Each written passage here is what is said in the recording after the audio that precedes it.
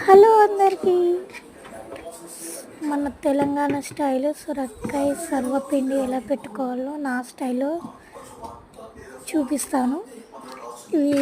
ఇది చాలామంది చాలా రకాలుగా చాలా రెసిపీస్ చాలా ఐటమ్స్ కొన్ని ఐటమ్స్ ఎవరికి నచ్చినట్టుగా ప్లెయిన్గా ఎవరికి టేస్ట్ తగ్గట్టుగా ఎన్నో టేస్ట్లతోని చేయవచ్చు ఈ రెసిపీ అనేది.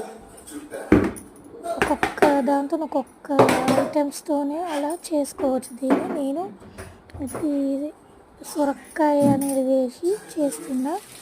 ఫస్ట్ మనం సగం సొరకాయ తీసుకొని దాన్ని ఇలా తురుముకోవాలి. తురుముకొని మనము మన ఇంట్లో వాళ్ళు ఎంతమంది దాని క్వాంటిటీని బట్టి పిండి అనేది తీసుకోవాలి. నేను మాత్రం 2.5 కప్స్ తీసుకున్నా. అలాగే దానికి మనకు టేస్ట్ తగ్గట్టుగా కారం, ఉప్పు, జీలకర్ర, వామ, నువ్వులు, కరివేపాకు ఇవన్నీ వేసుకొని మంచి కలుపుకోవాలి. మనకి టేస్ట్ తగ్గట్టే వేసుకోవాలి. ఉప్పు కొద్దిగా ఎక్కువైనా కానీ మనకి తినబుద్ధి కాదు. తక్కువైనా అడ్జస్ట్ అవుతాం, కానీ ఎక్కువైతే మాత్రం తినలేము, పాడేయాల్సి వస్తుంది. అలా వేస్ట్ కాకుండా చూసుకోండి. ఏ ఫుడ్నైనా వేస్ట్ చేయకుండా చూసుకోండి, ఓకేనా. ఇలా అన్ని ఐటమ్స్ మనం పల్లీలు కూడా వేయించి వేసుకోవచ్చు, ఉట్టి ఉల్లిగడ్డ వేసి కూడా చేసుకోవచ్చు. ఎన్నో రకాలుగా ఉన్నాయండి దీంట్లో. ఇలా మంచి పిండి అనేది కలుపుకొని పెనంకి ఇలా పెనం పైన మనం గిన్నెకి ఒత్తుకోవాల్సిన అవసరం లేదండి. ఇలా పెనం పైన పెట్టుకోవచ్చు.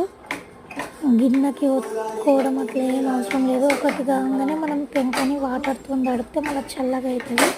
ఇలా ఎమ్మటెమ్మటే పెట్టుకోవచ్చు. టైం కూడా సేవ్ అవుతుంది. గిన్నె చల్లారయ్యేంతవరకు ఆగడం ఇట్లా టైం అనేది వేస్ట్ అవుతుంది కదా. అలా సేవ్ కావడానికి ఇలా పెంకని రివర్స్ తిప్పి ట్యాప్ కింద పెడితే పెంక అనేది చల్లగా అవుతుంది. మళ్ళీ ఎమ్మటే ఇంకో అప్ప అనేది పెట్టుకోవచ్చు మనము పిండితోనే. ఇలా ఈజీగా అయిపోతుంది. చాలా ఈజీ ప్రాసెస్. గిన్నెలు పెట్టడం, 2 గిన్నెలు పెట్టడం ఇట్లా అంత పెద్ద ప్రాసెస్ అండి. ఇలా సింపుల్గా మంచిగా చేయవచ్చు. దుంపలు కూడా కావు. మంచి ఇలా హోల్స్ అనేది పెట్టుకొని ఆయిల్ వేసుకోవాలి. ఆ హోల్స్లలో మంచి కాలుతుంది. పైన ఒక ప్లేట్ అనేది కూడా పెట్టుకోవాలి. ఆవిరికి ఇంకా మంచి కాలుతాయి. ఇలా నేను మా ఇంట్లో దగ్గర ఇలా క్వాంటిటీగా ఇలా చేసిన. అలాగే వీటిని మనం ఆయిల్లో వేసుకుంటే గారెలు కూడా అవుతాయండి. సొరకాయ గారెలు అంటారు వాటిని. అంతే అండి.